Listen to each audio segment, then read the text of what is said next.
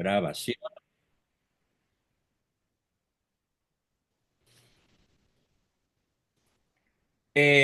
Nuestra sesión se titula entonces Bases teológicas de la Escuela Mexicana de la Psicología Realista, para lo cual vamos a comenzar por definir formalmente qué es el realismo. Si bien ya dijeron cosas muy bien dichas y muy valiosas, pero hay que darle una mayor fuerza a la definición de lo que es el realismo en filosofía. Es una corriente de pensamiento que sostiene válidamente que la realidad existe independientemente de nuestras percepciones, concepciones y creencias sobre ella.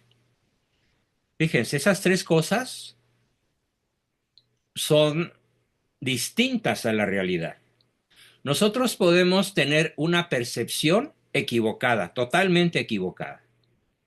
Podemos tener una concepción de las cosas, que no es lo mismo que percepción, totalmente errónea. Y podemos tener una creencia totalmente errónea. Como, por ejemplo, cito un ejemplo histórico del que se valieron los españoles para facilitar el proceso de evangelización y conquista de lo que es hoy Hispanoamérica, sobre todo México, porque los aztecas creían que los hombres barbados, blancos y que venían en caballos, eran dioses. Y se basaron los españoles en esa idea, no para combatirla al principio, sino para aprovecharse de ella. Entonces, la percepción, la concepción y la creencia, ¿sí?, son esas tres cosas independientes de la realidad. La realidad, pues, no depende de lo que yo perciba, la realidad no depende de lo que yo conciba y la realidad no depende de lo que yo crea. Aunque hay diferentes formas de realismo, algunas de las ideas centrales y características comunes que incluyen al realismo son las siguientes. La primera es que existe o es una existencia objetiva. Es decir, es el mundo y yo, o yo y el mundo. Eso de que si lo crees, lo creas, es una estupidez monumental del tamaño del universo. Tú puedes creer cualquier cosa y no por creer cualquier cosa ya la creaste, ¿no? Es una de las, es uno de los postulados más soberbios y más destorlongados y esquizofrénicos que puede hacer el posmodernismo. Si lo crees, lo creas. Falso. Aunque lo creas, no lo puedes crear, porque ningún ser humano tiene la posibilidad de crear nada. Tenemos la posibilidad de concebir, de engendrar, pero eso no significa crear. Como aquel niño que se llamaba Einstein, cuando le dice a su profesor de física y de astronomía, siendo este profesor, diciendo, él dijo en clase, pues es que ya los seres humanos no necesitamos de Dios para crear nada. Y entonces Einstein le dijo, bueno, pues dígame usted qué cosa puede crear a partir de nada. Y entonces el profesor le dijo, pues yo puedo crear una estatua, puedo crear una bacteria, puedo crear un virus, puedo crear una obra de arte, puedo crear una enfermedad. Y Einstein le contestó, no señor, no sea tramposo. Si usted quiere crear algo, no utilice lo preexistente. Haga usted la creación de sus propios elementos. Seco el mandarinazo a la mandíbula. Entonces, los seres humanos no podemos crear nada. Somos criaturas, pero no somos creadores. Y no es lo mismo crear que criar. La crianza se refiere a la labor de una nana o de una madre respecto de sus hijos o entenados. Pero criar no es lo mismo que crear. Así que nosotros no podemos crear la realidad, aunque creamos que las cosas son como yo creo que son. Eso no le quita ni le pone absolutamente nada a la realidad, porque la realidad existe de modo objetivo. Bien, así que entonces desde el realismo proponemos que los objetos y las entidades existen en el mundo externo de manera independiente a nuestras mentes. Por ejemplo, una silla, un caracol, un tiburón, siguen siendo silla, caracol y tiburón, aunque no los estemos observando. El planeta Tierra era esférico cuando nadie se había dado cuenta de ello. Por cierto, los primeros que se dieron cuenta de ello no fueron Galileo y Copérnico. Los primeros que se dieron cuenta de ello fueron los sabios griegos, sobre todo uno que se llamó Eratóstenes.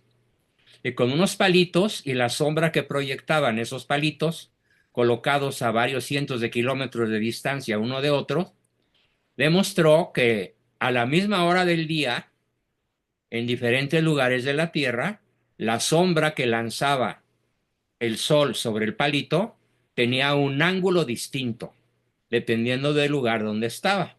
Y de ahí concluyó, sabientísimamente, que el planeta era redondo. Ese conocimiento se perdió y se recuperó ya en siglos cercanos a los nuestros, con Galileo, con Copérnico, con Kepler, y bueno, y los astrónomos modernos como Tycho Brahe, que es el inventor del primer telescopio que se usó en la historia de la humanidad, allá por el siglo XVII. Entonces, las cosas son lo que son, independientemente de que lo sepas o no, independientemente de que las observes o no las observes. Eso se llama existencia objetiva. Es la primera definición contundente de lo que es el realismo. La segunda se llama conocimiento sobre la realidad. Los realistas, como su servidor, consideramos que es posible, aunque no siempre, es posible conocer la realidad a través de tres potencias humanas. ¿Cuáles son las tres potencias humanas que nos permiten conocer la realidad objetiva? ¿Alguien me puede decir el nombre de alguna de ellas? Memoria, A ver, voluntad, ¿sí? Marirrayo, perdón. sí. Sensorial, Memoria, voluntad, inteligencia, ya lo pusieron. sensorial, No, esas son potencias humanas, pero sí tienen otra función. No, las tres potencias humanas que nos sirven para conocer la realidad objetiva son tres, son estas. Primero, la observación. Si eres una persona observadora, ya diste un gran paso hacia el conocimiento de la realidad objetiva. Segundo, la experiencia. Si tienes experiencias, que se traduce como exposición al riesgo, exposición al peligro, experire, de ahí viene la palabra experiencia. Si eres una persona con experiencias, estás más cerca de la realidad que quienes no tienen experiencias. ¿Por qué los niños no conocen la realidad en general como ella es? Porque no tienen experiencia. Entonces pueden jugar con veneno, pueden jugar con matraces, pueden jugar con fuego, pueden jugar a rodar las escaleras, pueden jugar a tragar tierra y como no tienen experiencia, pues se enferman y aún se mueren, porque no conocen la realidad de manera objetiva. Entonces llevamos dos, la observación y la experiencia. Y hay una tercera, que es el razonamiento. El razonamiento está formado a su vez de dos potencias, que son la inteligencia abstracta, y la memoria. Los animales no tienen inteligencia abstracta, pero sí tienen memoria sensorial. Entonces, por eso muchas veces los animales que tienen una experiencia negativa se comportan con fobias o atacan a quien creen su enemigo. Los perros, por ejemplo, así son entrenados. Atacan a un desconocido a la orden de un amo, pero no entienden las palabras del amo. Lo que entienden es el sonido de las palabras del amo. En cambio, el ser humano no solo entiende los sonidos, sino el significado de los sonidos. Así que entonces, las tres formas de conocer la realidad, en resumen, son la observación, la experiencia y el razonamiento. Y dentro del razonamiento, la inteligencia abstracta y la memoria. ¿Qué es la inteligencia abstracta? Con una sola pregunta aparentemente muy boba, pero muy compleja, lo voy a poner de ejemplo. ¿En qué se parecen una mosca, un árbol y un cien pies?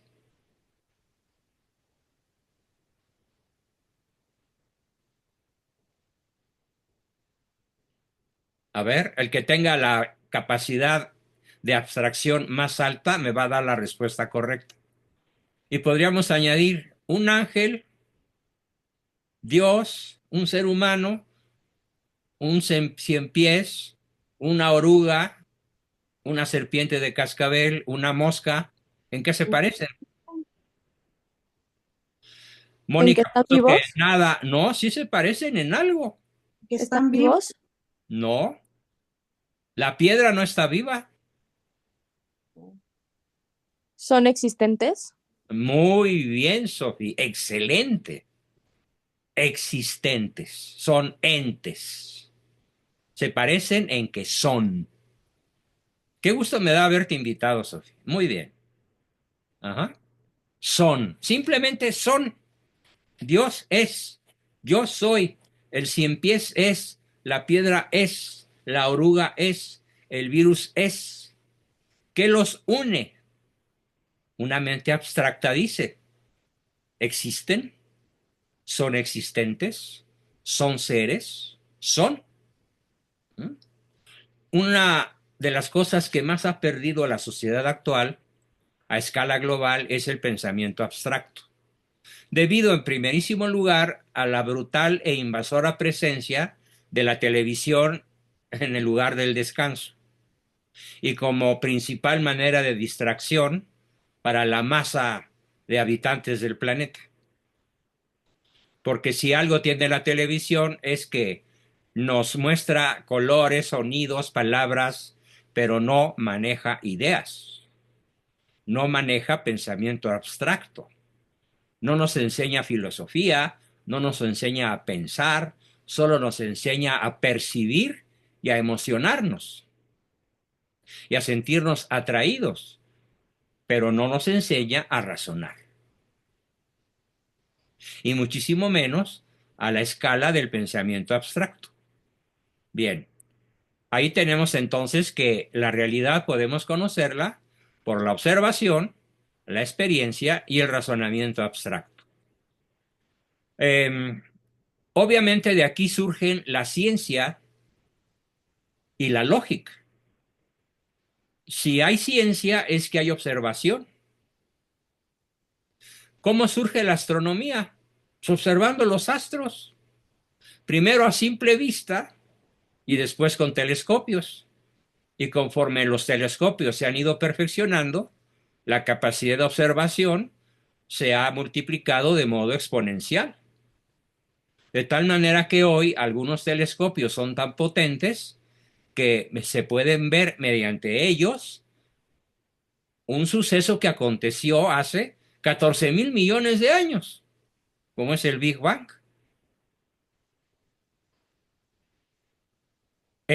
Así que la ciencia se basa, pues, la ciencia objetiva, en esas tres cosas, la experiencia, la observación y el razonamiento. Pero dentro del razonamiento está la lógica. La lógica.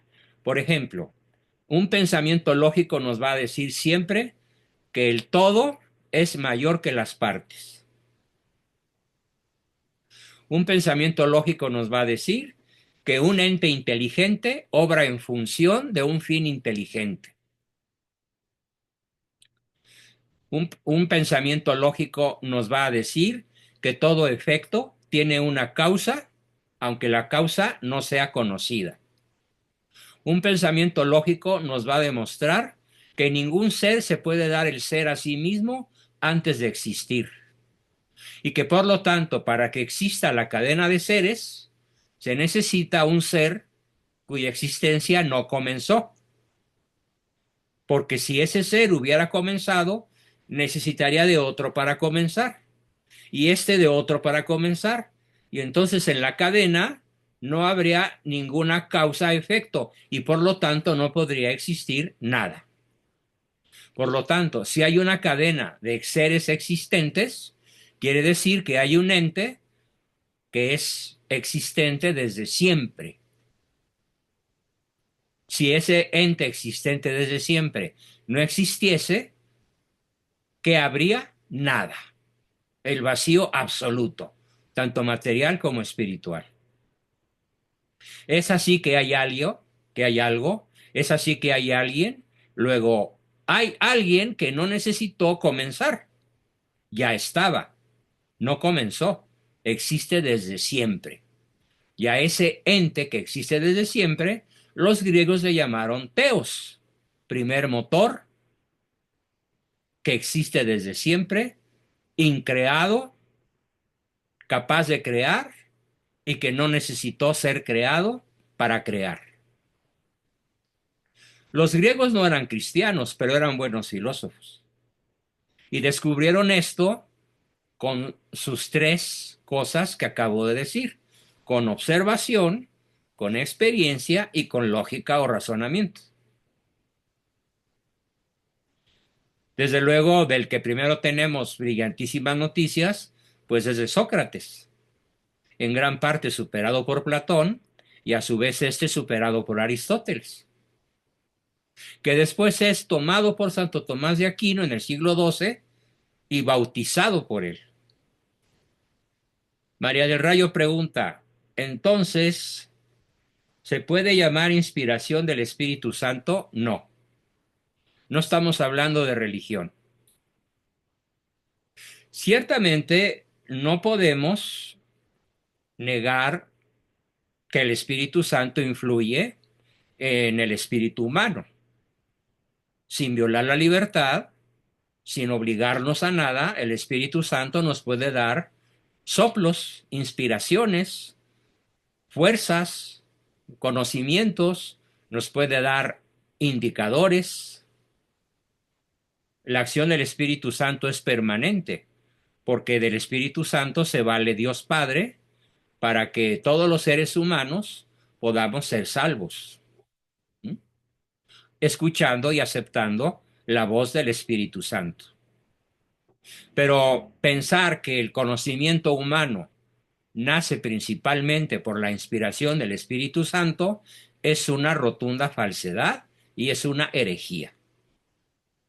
Porque Dios nos dio la inteligencia y la inteligencia humana es una potencia humana para cuya existencia y funcionamiento correcto, lógico y objetivo no necesita de Dios, porque Dios ya puso en nosotros la potencia suficiente para conocer la verdad, incluso conocer la existencia de Dios a través de la sola inteligencia, sin necesidad del soplo del Espíritu Santo.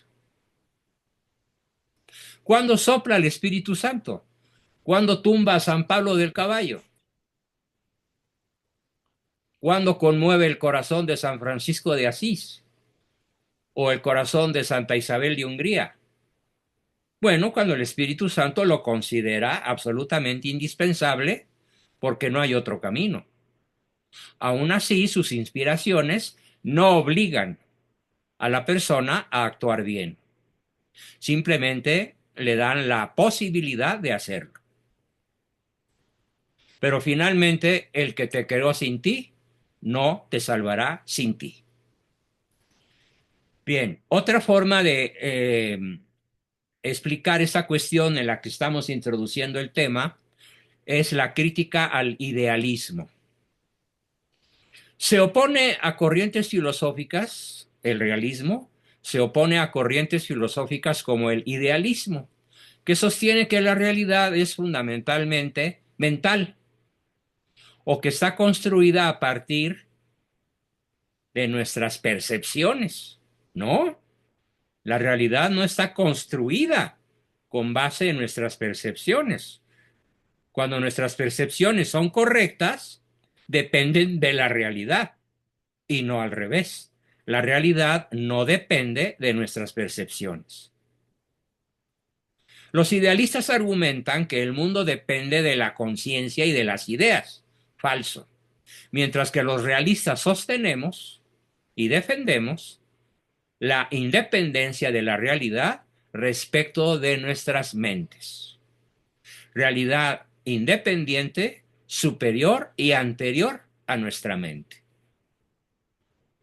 Hay algunas variantes del realismo. Por ejemplo, tenemos el realismo metafísico. ¿Qué es el realismo metafísico? Bueno, sostiene el realismo metafísico que los seres de la creación existen independientemente de que sepamos o no que existen. Existen independientemente de nuestras concepciones, creencias, mitos o tradiciones. O sea, Dios no existe porque yo crea en Él. Los santos reyes no existen porque yo crea que vienen a traernos juguetes. El ratón Miguelito no existe porque, según yo, me dejó un regalo a cambio de mi diente. Dejémoslos que los niños disfruten su inocencia algunos añitos. Pero hay adultos de 70 que siguen pensando a la altura del ratón Miguelito. Son los idealistas. Tenemos otro realismo que es el realismo epistemológico, que se centra en la cuestión de cómo se puede conocer la realidad de manera objetiva y confiable. Objetiva, no solo, confiable. En cambio, los idealistas sostienen que la realidad no se puede conocer de manera confiable ni de manera objetiva. Tenemos el realismo ético, que sostiene que los valores y principios ético-morales, ojo, son independientes de la opinión humana y que los valores, las virtudes, los valores superiores y universales existen de forma objetiva independientemente de si los conoces o no. Por ejemplo, la verdad no depende de que la digas.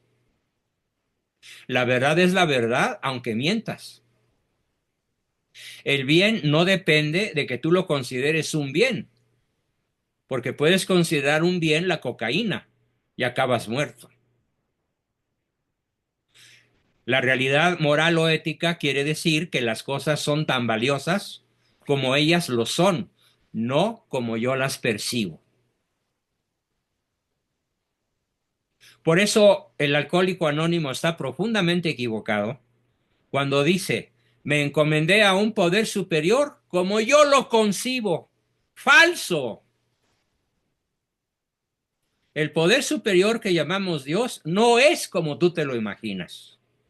Es como es, no como tú lo concibes. Me cansé de discutir con estos grupos y son tan necios que me tuve que retirar. Porque nadie aceptó que Dios es el que es y no el que tú crees que es. También tenemos el realismo en arte y en literatura. Es un movimiento en arte que procura reflejar la realidad de la manera más objetiva posible.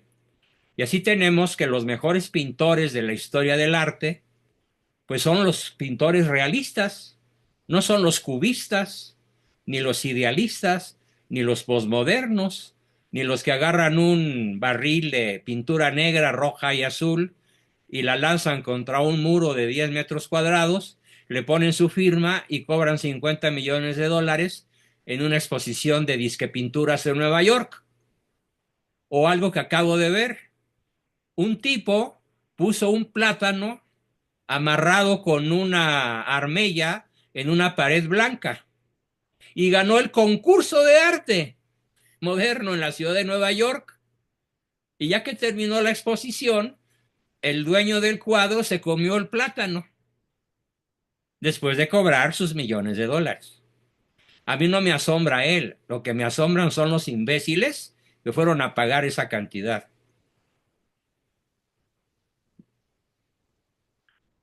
El realismo, comparado con otras corrientes, como el escepticismo dice, no podemos creer en nada. Nada es verdad, nada es mentira, todo es del color del cristal con que se mira. Falso. El constructivismo, la realidad es lo que tú construyes sobre ella. El relativismo, las cosas dependen del punto de vista de cada quien. Y dicen estúpidamente, cada quien tiene su verdad. No, apréndanse esto de por vida. Cada quien tiene su opinión, que no es la verdad. O al menos, no necesariamente es la verdad. Por más sinceramente que lo creas. Por ejemplo, la Trimurti hindú, Briva, Brahma, Shiva y Vishnu, no existen, aunque lo crean 1.000 millones de personas. Son ídolos falsos, son dioses imaginarios. Pero según los constructivistas y según los relativistas, cada quien construye la realidad de acuerdo a sus percepciones, concepciones y creencias. No, ya quedamos que no construye nada. Se imagina todo sin construir nada. Por esa razón es tan importante que en psicoterapia mis alumnos y los que no lo son todavía, y puede ser que lo lleguen a hacer, entiendan una cosa. Nada es tan saludable, nada produce tanto desarrollo mental, emocional, intelectual, social, familiar, biológico, como el realismo. Podemos decir que una persona, mientras más realista es, goza de mayor salud mental, de mayor salud espiritual, de mayor salud biológica, de mayor salud social y de mayor salud familiar. Solo un realista puede amar para siempre a una sola persona en el marco de un amor conyugal fiel, permanente e incondicional. Porque no se guía por sensaciones idealistas, personalistas, relativistas y constructivistas. Se guía por valores universales objetivos que se desprenden de la voluntad divina. Y de que somos criaturas de Dios, pero no solo, hijos de Dios. Conclusión, antes de pasar a lo que es la antropología teológica. En resumen, el realismo en filosofía, voy a hacer la síntesis, el realismo en filosofía defiende la existencia de una realidad objetiva que es accesible al conocimiento humano. Y aunque hay diferentes enfoques y campos de aplicación, el hilo común es la absoluta seguridad de que en el mundo exterior puede ser comprendido y descrito de manera científica, racional, confiable y objetiva. Esta corriente, que es la única que vale la pena, ha influido como ninguna otra en la ciencia, en la literatura, en el arte, en la historia y en la salvación eterna de millones de personas. Así que infinidad de disciplinas se basan en el realismo.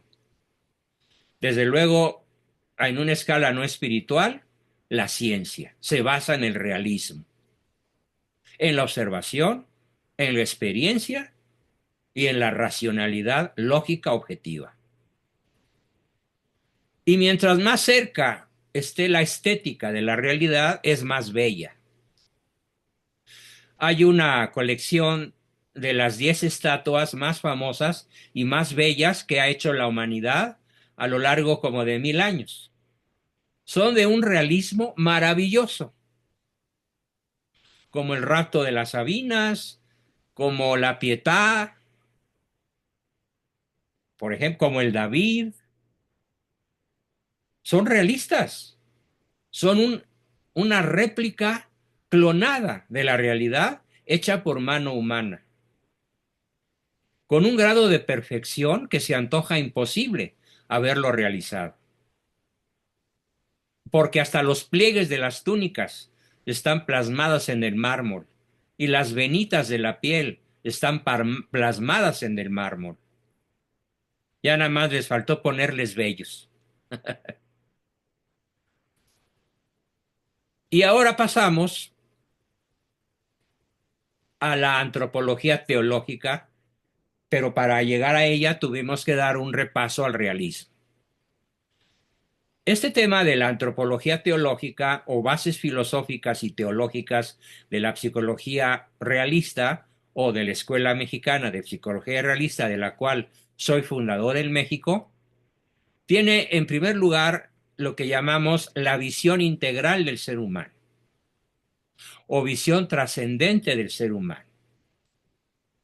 Desde la perspectiva teológica, cada ser humano es visto como una creación de Dios con dignidad intrínseca, propia, inalienable, imperdible.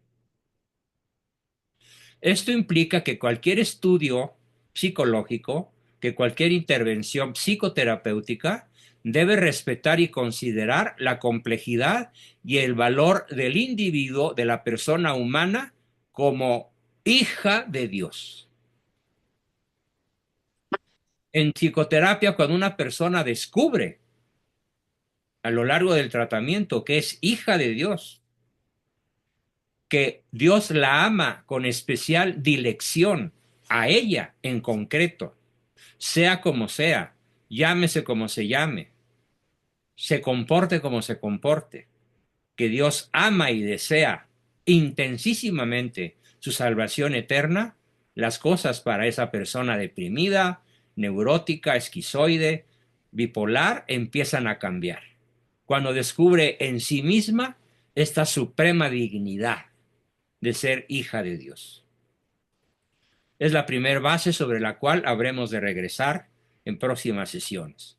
Segunda base, segundo fundamento de mi escuela realista, es que somos un alma encerrada en un cuerpo.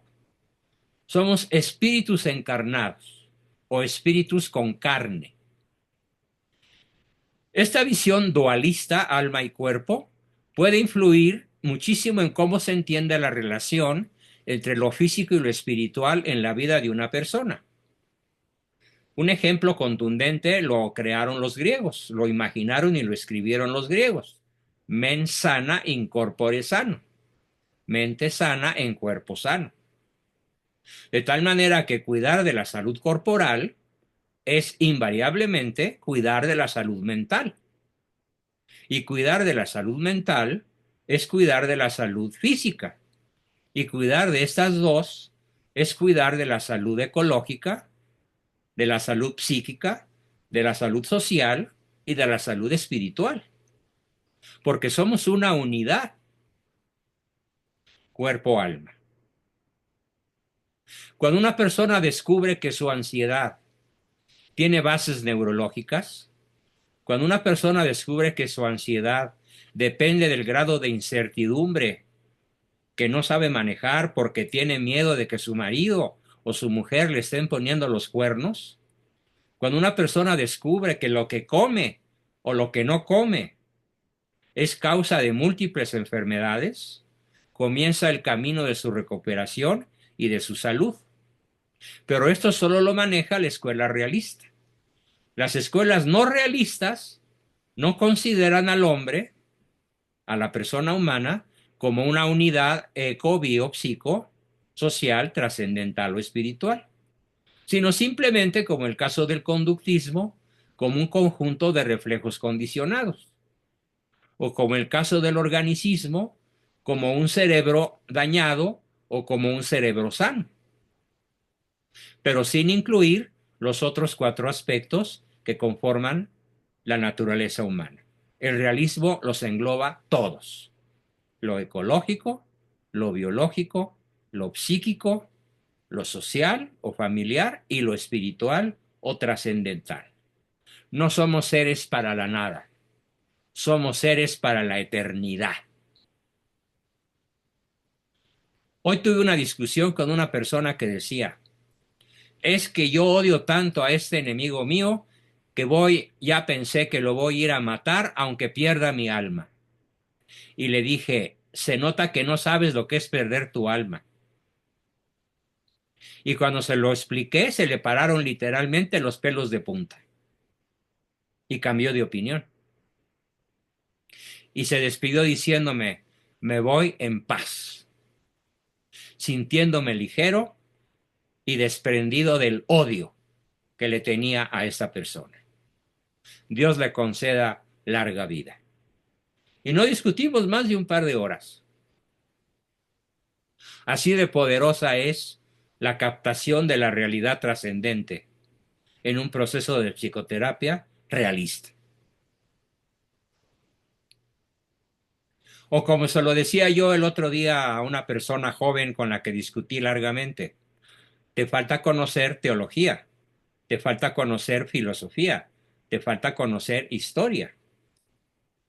Pero claro, en tu corta vida tendrás que considerar que te faltan 60 años de estudio, experiencia, observación y razonamiento lógico deductivo para que llegues a las mismas conclusiones que yo he llegado a mis 82.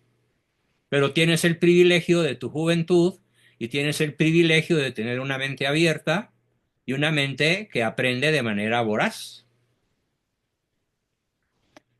Luego tenemos en la escuela realista un concepto fundamental que ha sido abandonado, lamentablemente, por todas las escuelas de psicoterapia, excepto por la de un servidor.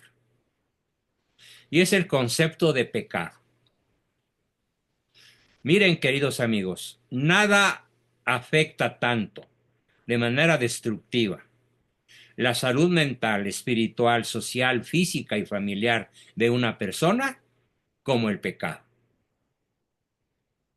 No solo el pecado como una obra maligna hecha con dolo, premeditación, alevosía y ventaja, sino incluso el solo pecado, aunque no sea conocimiento de la persona de que se trata de un pecado. Como esas personas que abortan y después tienen una depresión con la que ya han cargado 20 años sin que hayan encontrado remedio ninguno. Y aunque no asocien depresión con aborto, la neurología ha demostrado, la endocrinología ha demostrado que no se puede abortar sin causar a la persona que aborta grandes catástrofes orgánicas, neurológicas, mentales y espirituales. El pecado es, pues, lo más destructivo que un ser humano puede hacer en contra del prójimo y en contra de uno mismo. Por lo tanto, la escuela realista procura que la persona sometida a terapia voluntariamente deje de pecar y asuma la línea de la virtud,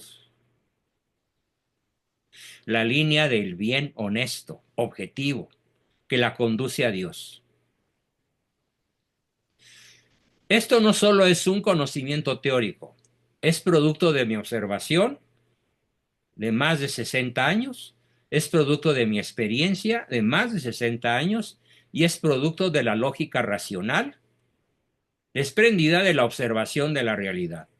Nada destruye tanto a la humanidad, nada destruye tanto al individuo humano como el pecado, sobre todo el pecado mortal, hecho con premeditación, alevosía y ventaja. Si es el caso de alguno de ustedes cuya conciencia les remuerde, apresúrese a poner en paz su alma, ya sea mediante el arrepentimiento o incluso mediante la acción sacramental de la confesión, porque es la mejor ruta para vivir una vida plena, saludable y productiva. Segundo, en la escuela realista manejamos lo que se llama la transformación personal. La idea de la redención, hecha por Cristo, ofrece un modelo de cambio y una transformación que puede ser paralela a los procesos terapéuticos de curación y autodescubrimiento. A ver, voy a poner un solo ejemplo. Descúbrete a ti mismo como una persona que mereció la muerte de Cristo en la cruz y su resurrección. Apréndete esto. Cristo no resucitó por la humanidad en abstracto. Cristo resucitó por cada uno de nosotros, pensado en forma individual y personal. De ese tamaño es la transformación a la cual el psicólogo católico invita a su paciente a transformarse en criatura de Dios, no, en hijo de Dios. No es lo mismo ser una criatura de Dios, como un árbol o una planta o un perro, que hijo de Dios, que solo podemos ser los seres humanos, en gracia. Esto implica que el cambio personal es posible y que se puede ver como una restauración. Fíjense qué cosa más formidable. El cambio más profundo que una persona puede obtener es la restauración de la imagen divina en sí mismo. Yo soy un hijo de Dios y heredero de su gloria si así lo decido. Y además cuento con la guía humana del terapeuta y con la guía divina del Espíritu Santo. Faltan muchas cosas por desarrollar con relación a este tema, pero creo que por hoy ha sido demasiada proteína, así que aquí concluyo, como siempre, en el minuto 42 mi exposición, dando paso a sus preguntas, aportaciones, comentarios, dudas y demás. Adelante, por favor. ¿Quién quiere comenzar?